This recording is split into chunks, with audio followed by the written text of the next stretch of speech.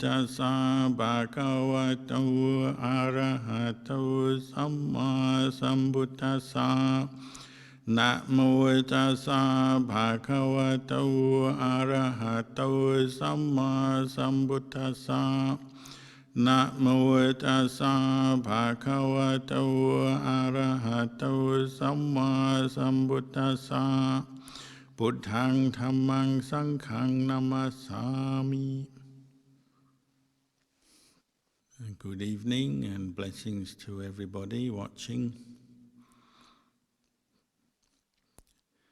Tonight we're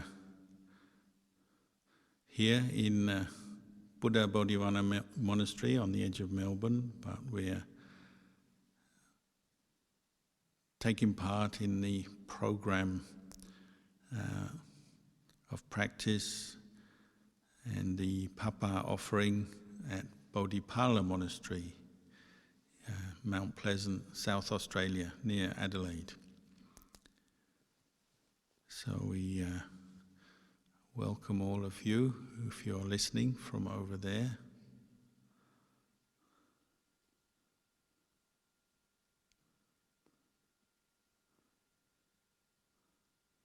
Bodhipala Monastery is a new monastery, just been going a few years. You might call it a branch monastery. And it's in the tradition of our teacher, Venerable Ajahn Chah. As you're probably aware, Ajahn Chah now, his disciples have spread out from his original monastery in northeast Thailand, all over Thailand and now all over the world. So Bodhipala Monastery is just one of the latest branch monasteries. It's, if you look at a big tree, so if you imagine Ajahn Chah and his original monastery like the main trunk of the tree, then there's all these branches and twigs and leaves coming off the main trunk of the tree. So Bodhipala Monastery is right at the end of one of those branches, those thin little twigs with a few leaves on it, still new, just beginning. But we hope that it will be a monastery that will be around for a long time to come and grow into something very strong and valuable in itself. And just as Bodhipala Monastery has begun out of the faith of the laity who offered the land, and the Sangha who are willing to go and practice there, and certainly the first few years have not been all easy. There's been, have to adjust to the new place, and some of the facilities have been limited, and it's not always comfortable and convenient, but nevertheless things have been growing and improving over the last couple of years. Just in the same way as Ajahn Chah's own monastery began in a very simple way in a forest, a bit of jungle in northeast Thailand. And forest monasteries grow in this way. They start very simply, but through the practice of the Sangha and the laity, people come more and more, and so more facilities, infrastructure, accommodation are needed. Gradually the place grows through the practice. And that's something very special, because a Buddhist monastery in our tradition it's not a commercial place. It's not somewhere that somebody starts out with a master plan to build a monastery and has all the funds and the plans ready and the people ready. It's organic, and it grows through the faith and the practice of Sangha and laity, practicing together, working together. So in that sense, it's a very pure endeavour in the world. You can only build a monastery in this way through sacrifice and giving and sharing sharing time, energy, knowledge, and sacrificing one's own personal comforts, personal desires for the greater good. Earlier this week, Wat Bapong, Ajahn Chah's original monastery, which began about 65 years ago, back in the 1950s, they hosted the King of Thailand for their Katina ceremony this year, which is a first. And during the ceremony, or after the ceremony, the king was shown around the monastery to the different important spots in the monastery, past Ajahn Chah's kuti, where he used to live, and out to the chedi, where his bones, his relics are kept, and then finally to the museum at the front of the monastery, where there's an exhibition on display of Ajahn Chah's life and teachings. There's a waxwork statue of him, there's his requisites, his bowl and robes, and there's pictures and descriptions of his life story and practice. And the king was interested to find out about the beginnings, the origins of that monastery, which, as I said, it's just a piece of jungle in northeast Thailand, infested with malaria, other diseases like dengue fever. There was dysentery in the local population as well. There were wild animals. It was very rough, undeveloped part of Thailand, and the people were pretty poor. But Ajahn Chah was invited by his family to start that monastery, in the sense, but just coming to stay and camp in that forest, damp, mouldy forest. If anyone's lived there, they'll know what I mean. He went to stay there to particularly give his relatives a chance to come and support him and hear the Dhamma and practice the Dhamma. That was after many years of wandering around the forests of Thailand. He settled there, and gradually, from very humble beginnings, the monastery grew into what it is today, which is like an internationally known and recognized forest monastery with, as I said, many branch monasteries, many students, Sangha and laity all over the Thailand and all over the world now. But starting from very humble, simple beginnings with that sense of sacrifice. You know, Ajahn Chah sacrificed everything for, first of all, to penetrate and understand the Dhamma, the teachings that the Buddha gave in his own mind, and he said he literally put his life at stake to practice the teachings, because in those days there was not much support, certainly very little medical health care for monks. So living in the jungles was difficult, and it required a lot of giving up and putting up with difficulties. So the monks at Ajahn Chah's monastery were explaining this to the king, and he was looking at pictures of Ajahn Chah sitting, meditating in the forest. And it was explained to the king that, why do the monks go to the forest, to quiet places? Well, because they're secluded, they are quiet, they're suitable for the development of, particularly of development of mindfulness, states of calm, samadhi, and then insight. It's not that you can't practice what the Buddha taught in a town or a city or a busy place. You can, but sometimes we also need to go out to quiet places, and that's why forest monks or monks seek out the forest, mountains, quiet places. And that's how Bodhipala Monastery started. It was chosen as a quiet place that had a water supply, some trees and a lot of open area, and some simple cottages that the monks could stay in. Because it's quiet, secluded, suitable for meditation, suitable for people to stay and deepen their practice and their understanding of what the Buddha taught through their own experience. And a peaceful and a quiet place serves that purpose very well. But it requires some sacrifice. You go to a quiet place, you don't have all your home comforts and all the things you might want. And Ajahn Chah certainly had to endure that, living very simply.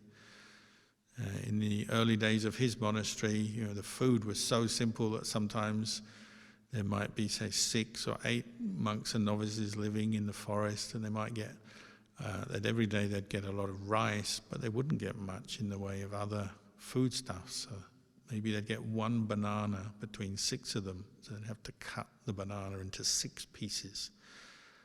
Because that's the way monks live. We share what we have with each other, we look after each other, but if there's very little, it means you're sharing very little.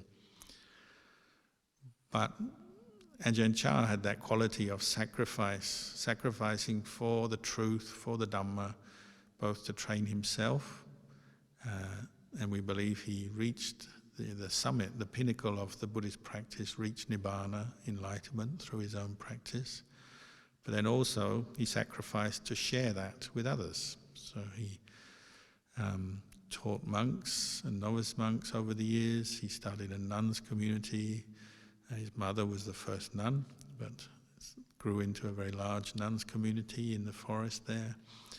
And little by little he was teaching Dhamma to the local people, villagers, and then from the local towns, and eventually people would come from all around Thailand and all around the world. All of that required this sense of sacrifice and giving up to the Dhamma and giving to the Dhamma for the benefit of oneself and the benefit of others. So that's the flavour of his monastery, and that flavour has carried on to the branch monasteries around the world, such as this new monastery, Bodhipala Monastery. A monastery can only survive if people are willing to practice the Dhamma. But it's a place that is suitable for the practice of the Dhamma, so it encourages that. You come to a monastery, even Bodhipala Monastery, you come there, it's quiet, it's peaceful. There's not a lot of distraction and busyness, there's not a lot of noise from traffic or people coming and going. It's a quiet place. And that's the starting point for a monastery. It's a place that is suitable for the practice. It provides a good environment. But the physical seclusion and the peace and quiet is only part of it. The other part has to be from the way people practice. And that's really what makes a monastery suitable as a place to practice the Dhamma, following the teachings of the Buddha, is how the people are living and practicing in that place.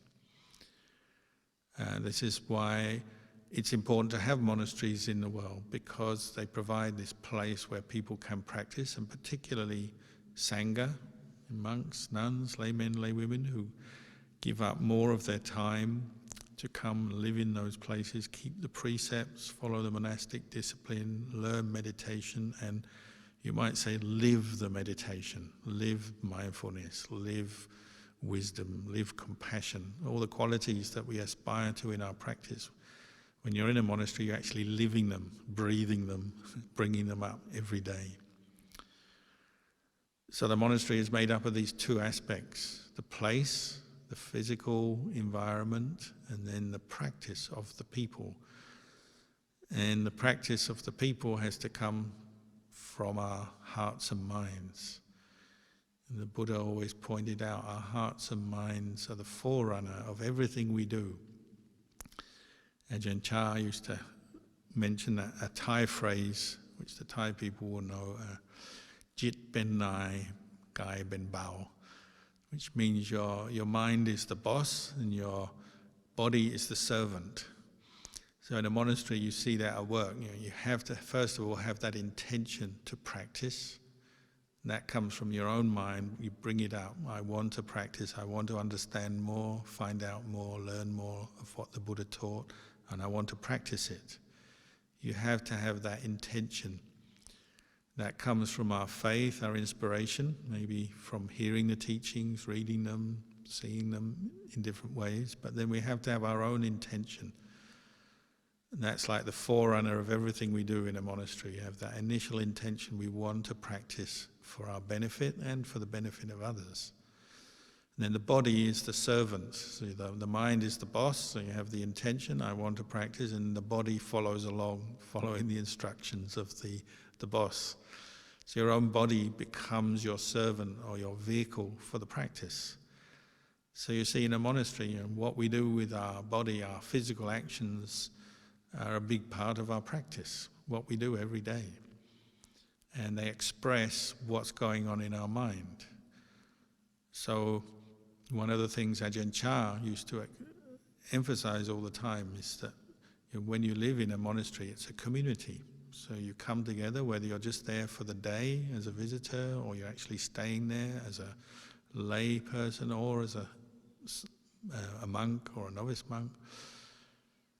The community is important, and there's various principles and guidelines that Luang Por Chah encouraged, because he said this will be for the benefit of everyone living, practicing and building the monastery. So one of them is just the community spirit, the sense of we have to have that sense of mutual respect, mutual harmony when we live in a community. You can't just expect everyone to follow you and you get your way, and with all these other people around, if everyone was thinking like that, they'd all be pulling in different directions, and you'd end up with a lot of conflict, arguments and disharmony. So this is one form of the sacrifice, the giving up, that a monastery brings or draws out of people, is that one is willing to support the community and act as a member of the community. But it doesn't mean to say one can't have an opinion or have one's preferences. Of course, one still has those, but one modifies one's preferences, one's behavior in line with something higher.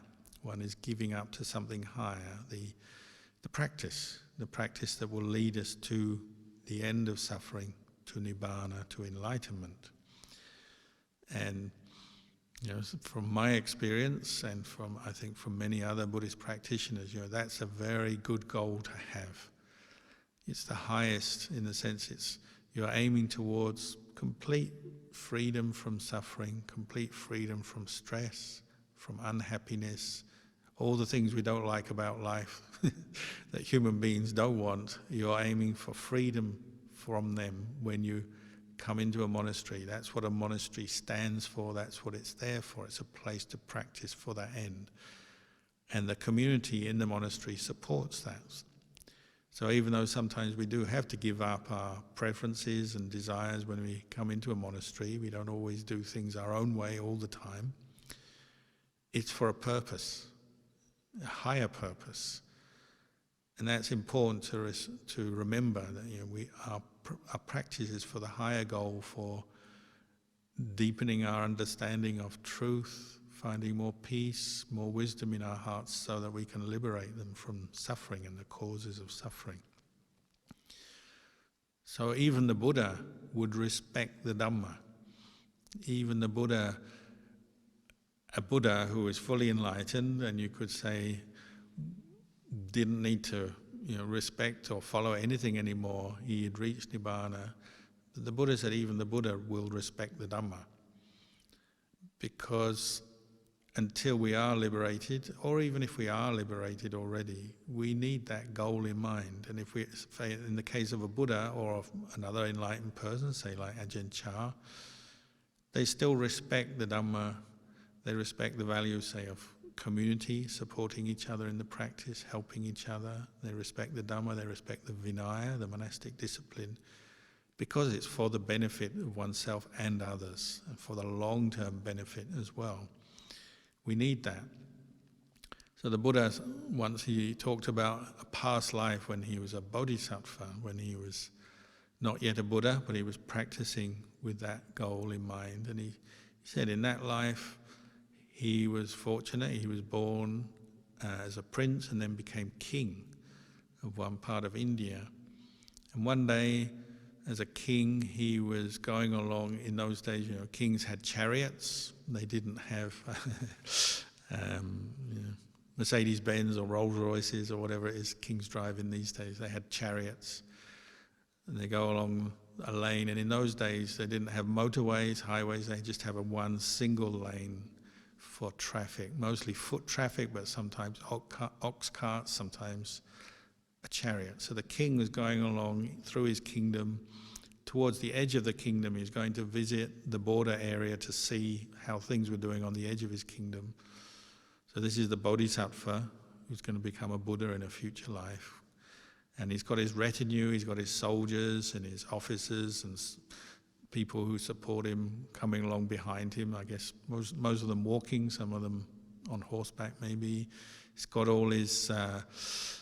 he's got some treasure with him and food supplies and whatever else that kings need.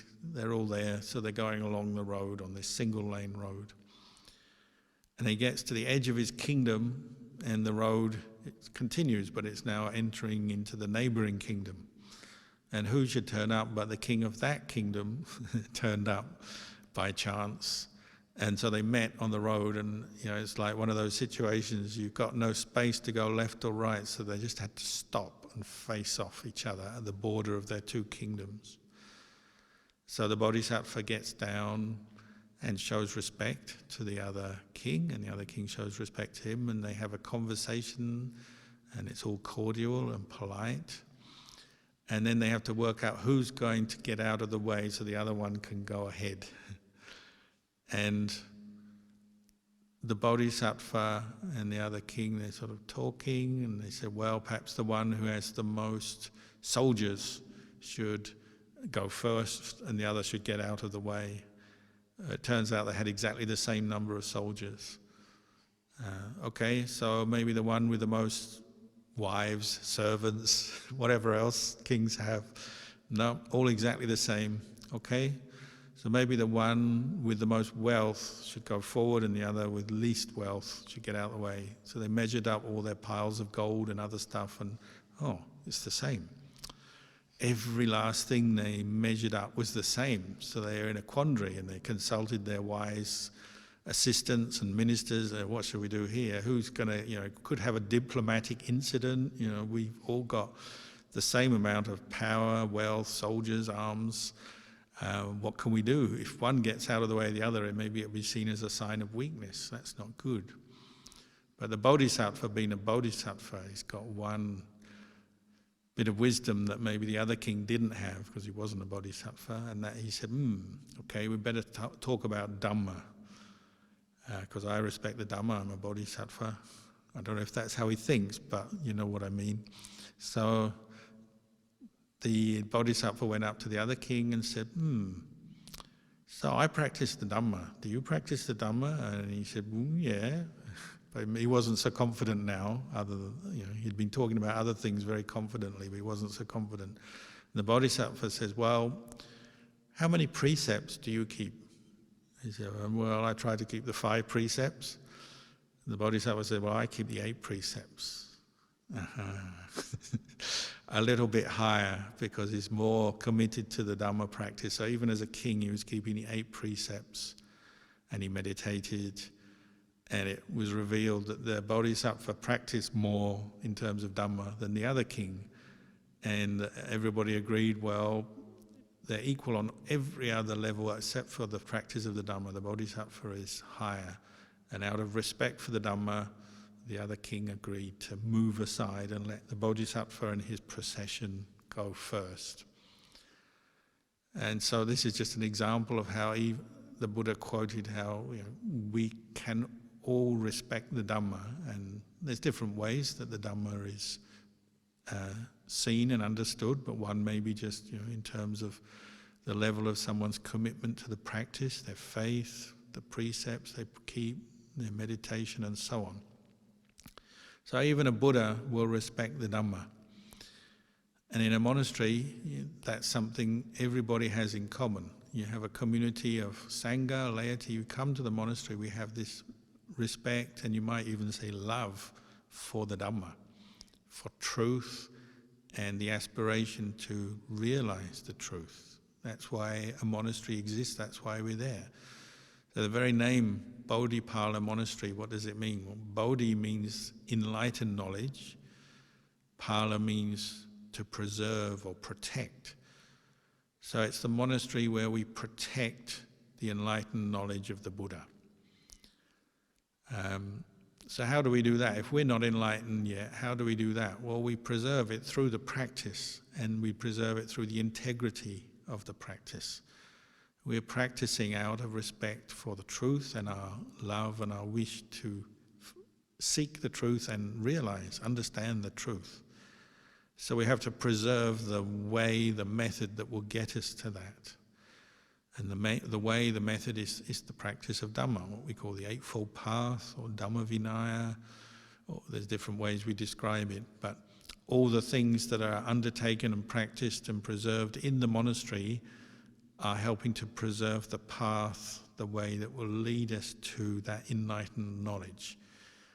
So, by coming to the monastery, listening to the Dhamma, we increase our knowledge and our understanding of the way of practice by keeping precepts, whether it's 5 precepts, 8 precepts, or the monastic discipline of the Sangha, by practicing generosity, practicing mindfulness, reflecting on the Dhamma, meditating. All of the different things we do in a monastery are all helping to preserve this enlightenment knowledge and the pathway that will lead us to, and everybody else, to enlightened knowledge. So this is why monasteries are very important. They provide an environment, a physical environment, a place to practice. They provide peace and quiet.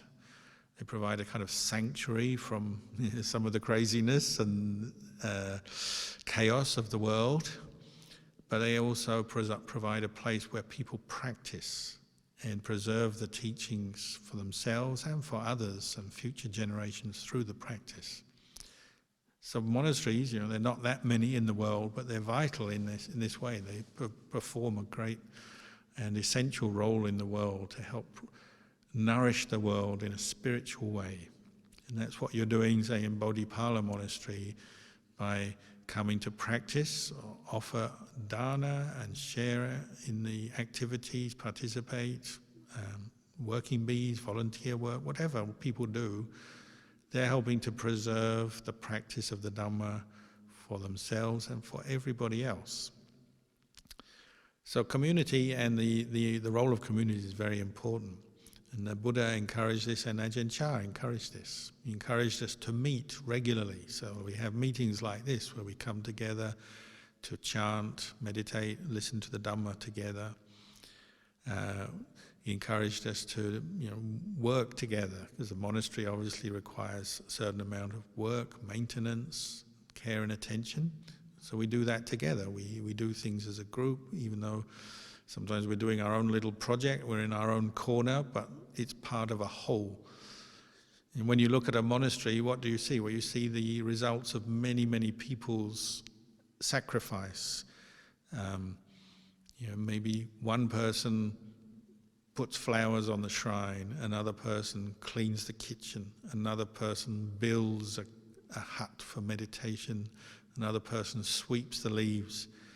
Each individual's actions may be seen in one way as an individual thing, and that's their individual practice at that time. But if you step back and you look at the whole, you say all of this is the monastery.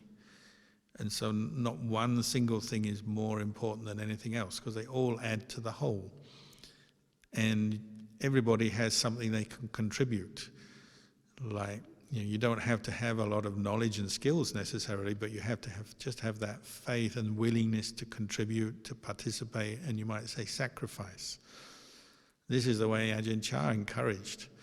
So you may have heard, say, in the time of the Buddha, all the monks and nuns, they had special qualities, and so there was what they call the Asiti Mahasavaka, like the 80 leading disciples of the Buddha.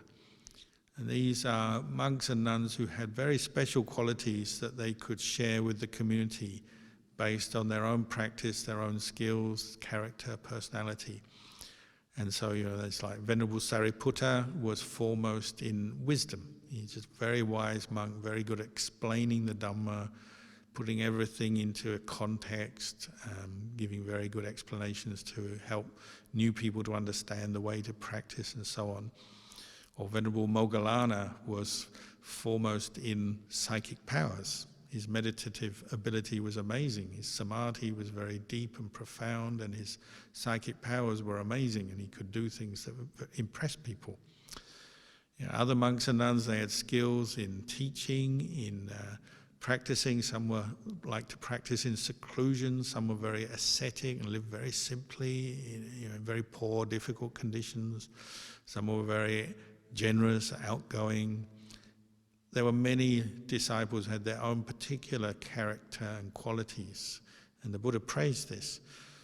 And Ajahn Chah used to do this as well, but this is the modern era, so it's not quite the same as in the time of the Buddha. But he'd say, like, there was one monk who was really good at dusting and wiping, and every day the monks come together to clean up the building, clean up the meditation hall, dust down the Buddha, wipe the shrine. So there was one monk that Ajahn Chah said, "Oh, this monk, he's like foremost in dusting." So I still remember that after 35, 40 years, I can still remember that. Other monks were good at sweeping. Other monks were known for their knowledge of the suttas, the scriptures. Other monks were good at chanting, and so on. Everybody had something that they were good at, and it doesn't mean they have to be very learned or gone through a lot of education, but they just had things that they became good at through simply practicing and then contributing to the community.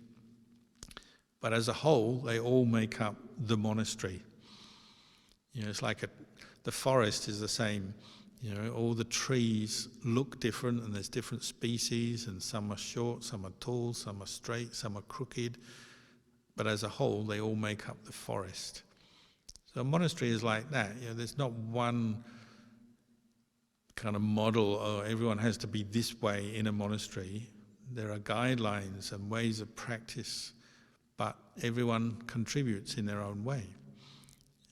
And that's the beauty of a monastery. Many people can come together and practice in a community with similar aspirations, similar goals, with a sense of mutual respect, and sense of mutual forgiveness is another important thing Ajahn Chah used to emphasize. Like when you do practice as a community, whether it's the lay community or the Sangha, we need forgiveness, don't we? Because we are different.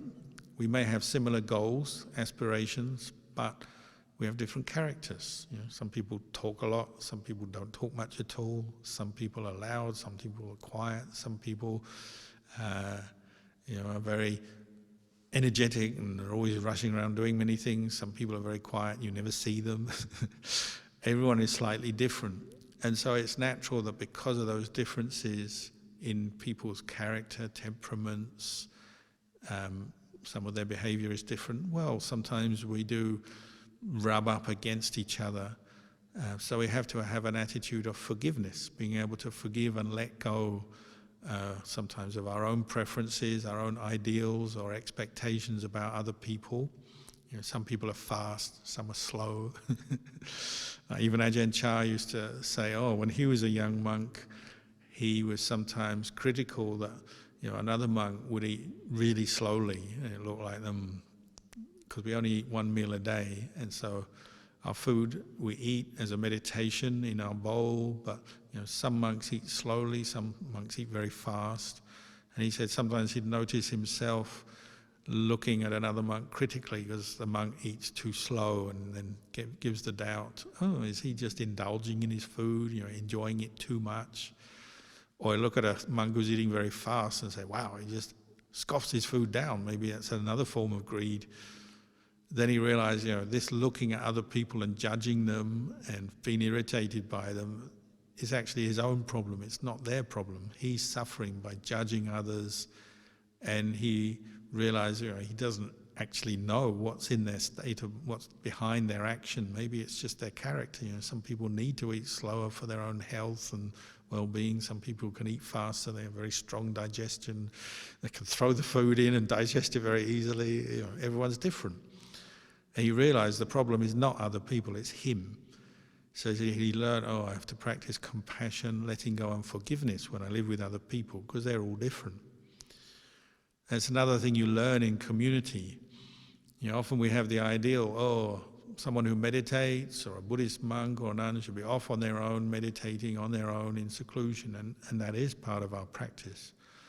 But when you live in a community, you also learn other things. You learn how to see your own attachments, your own preferences, desires coming up against other people's. Your opinions. Everyone has a different opinion, maybe.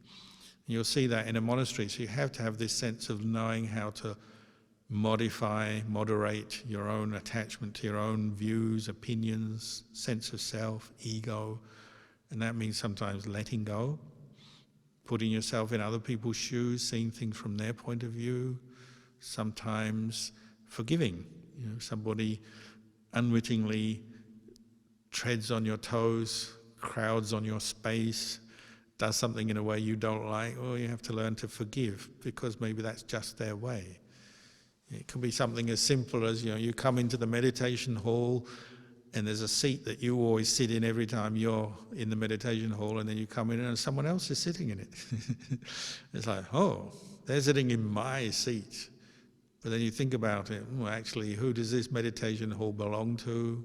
Who do the cushions and the seats belong to? Well, they belong to everyone, because it belongs to the monastery, the community. So you have to develop that sense of letting go and forgiveness, mutual forgiveness when you live in the monastery. But that's a very skillful way to live, because you're eroding away some of your own attachment, which is the cause of our suffering, our ego. Our well-preserved ego that we've defended and protected for so many years. When you come into a monastery, and you start to have to shed that, let that go. So a monastery is a place for letting go. So part of letting go is practicing forgiveness.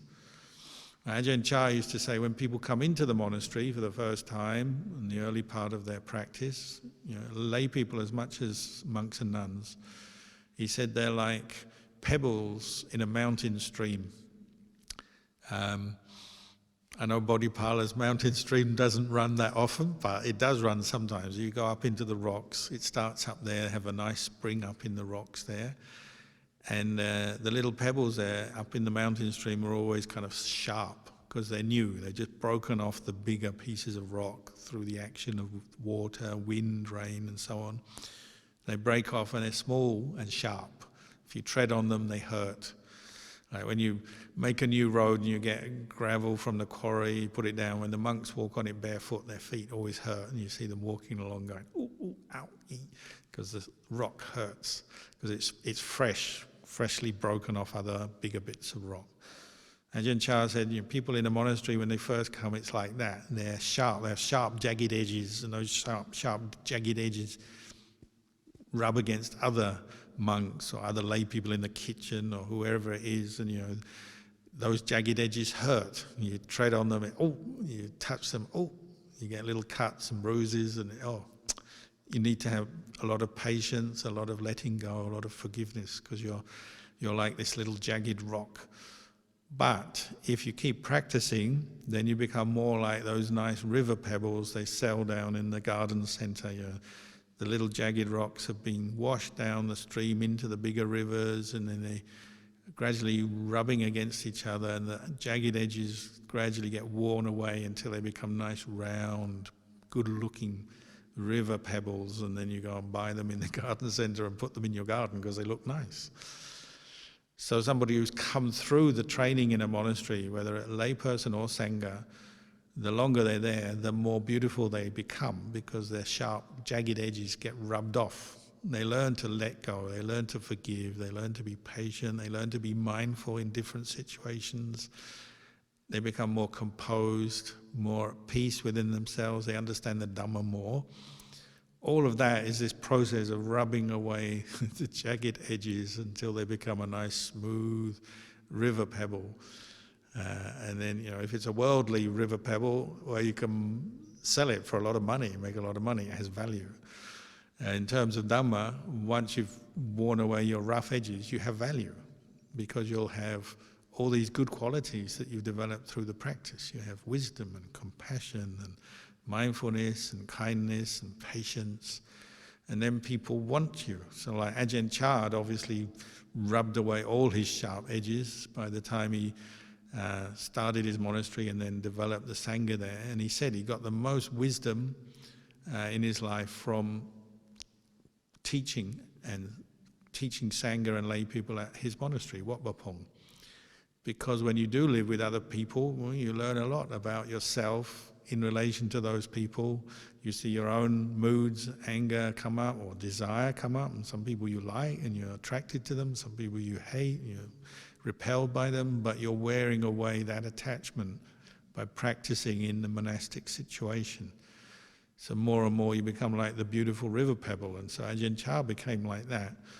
So what happens, well, just like the river pebbles in the garden centre, people are attracted. So more and more people came to see Ajahn Chah because he understood very well how the human mind works and how to train it, how to let go of these jagged edges and make it more like a beautiful river pebble. And so his monastery, now you get thousands of people visiting there through the year. When they have their meditation retreat on the anniversary of his death in January, you get many thousands of people, monks, nuns and lay people from around the world going there. And they can all practice together in relatively peace, quiet, harmony, because that practice has been established. They have a very good example, Ajahn Chah, and then the Sangha. And that kind of draws people on, and they are willing to let go of their own preferences, jagged edges, to practice together. So I'm always impressed, when you go to that event in January at Ajahn Chah's monastery, you're thousands of people, but it's still very well organized, it's peaceful, it's quiet, you can still meditate there, the feeling is very good. And that's the result of many years of practice in that monastery. And you'll find at Bodhipala Monastery it'll be just the same. If the Sangha are living there, practicing, providing a good example to the laity, the lay people keep visiting regularly to offer food, help out, join in the meditation. Little by little it develops a very good energy. This is something very subtle, but it's another part of the monastic environment. You have the physical environment, and then you have the people, the community.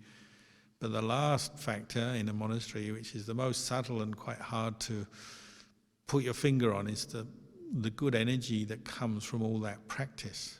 Because as people are practicing, wearing away, eroding away some of their rough edges, letting go of some of their selfishness, their greed, their ill will, their anger, their delusions, their wrong views and confusions, the things that cause us suffering, as those are diminishing, well, what's left is something very powerful, a good energy, good feeling, whether it's in the mind of the individual, they have that peace that comes through understanding and having let go of all the causes of suffering, so their own mind becomes brighter, more peaceful, happier.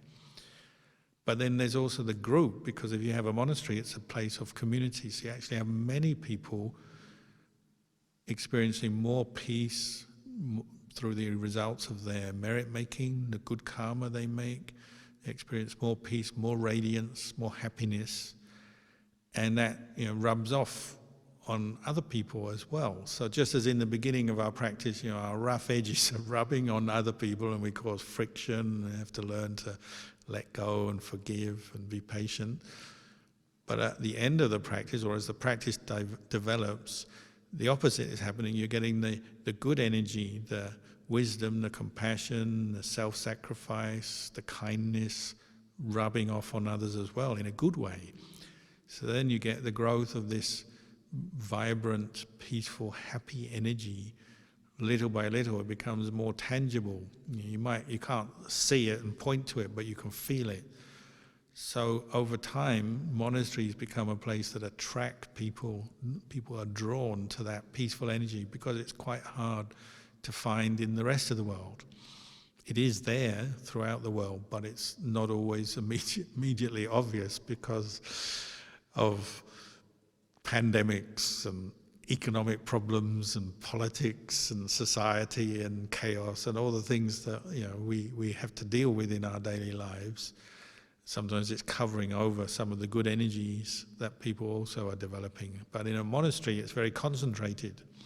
So when you come to a monastery, it is like a sanctuary or a refuge, and you feel good. And sometimes it's immediate, isn't it? You walk into a monastery and straight away you feel, good, feel happy. You see other people practicing. They don't have to say a word. You just see them walking along peacefully and you feel good. You feel supported in what you aspire to, maybe. You're led by a good example, so you get a good example to follow and you get good ideas, you learn new things. So a monastery is like this. Gradually it draws the best out of people who practice there, and newcomers, and they come to the monastery. They're attracted by that. So I remember the very first time I went to Ajahn Chah's monastery, I can still remember just walking in the gate, and it was like, oh, wow, it's so peaceful here. And it's a feeling you can't really put it into words, but it was a feeling that, oh, this feels different, feels good, feels peaceful. Your mind relaxes, and then you open up, ready for higher Dhammas. This supports your meditation practice, supports the practice of mindfulness. It supports the practice of insight, developing insight and vipassana meditation, because when you're calm and there's this feeling of well-being and goodness around you that you get in a monastery, then when you focus on the Dhamma and you want to learn and understand the Dhamma more deeply, it's possible. This is the value of a monastery. It's like, it's this center of this good, bright energy in the universe or in the world or in South Australia or in Victoria, wherever it is. And it's helping people in this way. And that only continues and grows over time, because the more people who come and practice, that energy, that goodness is going to grow. So a monastery is a long-term investment. Ajahn Chah's monastery, as I said, has been there for about 65 years. Now the King of Thailand has gone to visit and offer the katina, and people go there from all over the world. Who knows what Bodhipala Monastery will be like in 65 years' time? I won't know, I'll be dead. But hopefully it will be a place where many people can go and, if nothing else, just have a bit of a rest, quieten down from the hectic pace of life and some of the stresses and struggles of life. And hopefully more than that, it's a place where people will go and make merit, make good karma, help out the community, offering food, volunteering, offering donations, learning to meditate, learning the Buddhist teachings, practicing them, putting them into practice. So hopefully in the future, over the years, this is going to grow. Already you can see the fruits of the practice the last couple of years, and the monks have built a meditation hut, and they've improved the buildings and the road. This year they've built more toilets. That comes through sacrifice, doesn't it? Many people offered funds to build the toilets, and then the monks and the lay volunteers have built them up. So now you don't have to queue up so long when you go to the toilet. That's as important as anything else in a monastery. You make merit by funding toilets. You make merit by funding kitchen, accommodation, roads, whatever it is that the monastery has to build to make it work, make it function. That's where you make merit. And then once these things are built, then you use them, and you use them as a support for deepening your practice, learning meditation, practicing mindfulness, learning the teachings and practicing the teachings. So for this evening, maybe I'll just say this much, but I wish you all well in your practice at Bodhipala Monastery. I hope that tomorrow's event, the Papa ceremony, goes very well, and I'm sure it will go well if everybody follows Ajahn Chah's teachings and has that sense of sacrifice, giving up to the Dhamma, the Vinaya, supporting each other, forgiving each other, letting go, being helpful, being mindful, being composed, being peaceful. If everybody follows these kind of guidelines and teachings, it will be a very successful event tomorrow. So I wish that for you. May you be successful tomorrow. May you all find peace and happiness in your hearts, and may Bodhipala Monastery grow and grow in the Dhamma of the Buddha, and may you all find enlightenment.